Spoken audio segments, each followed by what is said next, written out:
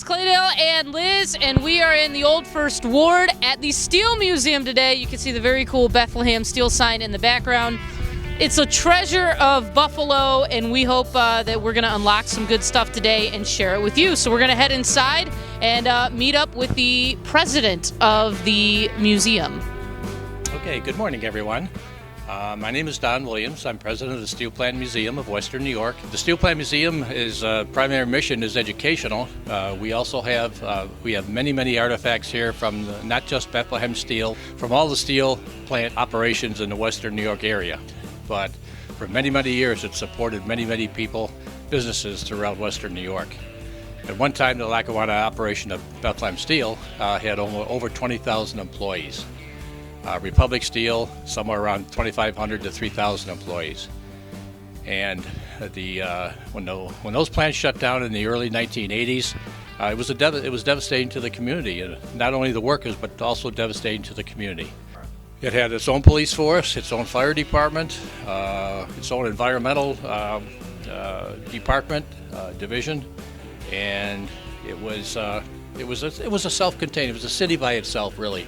During World War I and World War II, the Lackawanna operation provided many millions of tons of steel and steel products to the military. Among other uses was weapons, shipbuilding, bridges, construction. I mean, just about anything that you can imagine that steel was used for.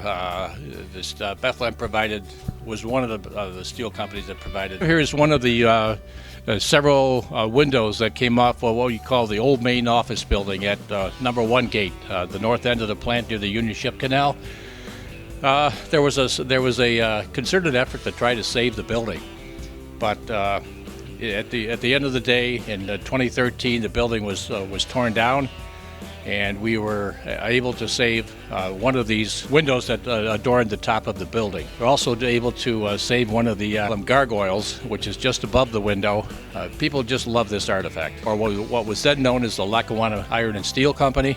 And then in 1922, the plant was purchased and taken over by the Bethlehem Steel Corporation, who ran it until roughly 2002. But we do have many more artifacts and display cases here. Our museum is more than just Bethlehem Steel. It's Republic Steel, it's Gibraltar Steel, it's many other steel companies that were extant in Western New York at that time. All right, the gentleman standing in the corner behind me is a suited up image of the type of outfit that was used in the steel plant when working around molten hot metal. He's who used that spoon ladle that he's holding, takes samples of the molten metal for test analysis. They had restaurants in the plant, and I think they had 2 or 3 operations. It was more of a takeout, where you would send somebody from the labor gang over there. He would go around to the crew on shift that day and take orders, and then he would walk over to the Caesar's restaurant and get all the orders and come back and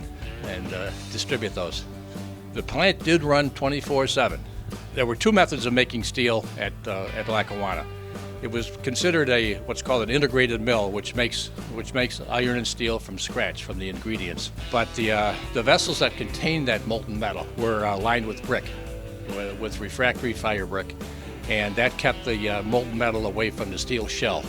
In the case of the basic oxygen furnace vessel, that vessel made 300 tons of steel about every 50 minutes to 1 hour. I would say, just in round numbers, it was from bottom to top, it was about 40 feet, probably 25 to 30 feet wide.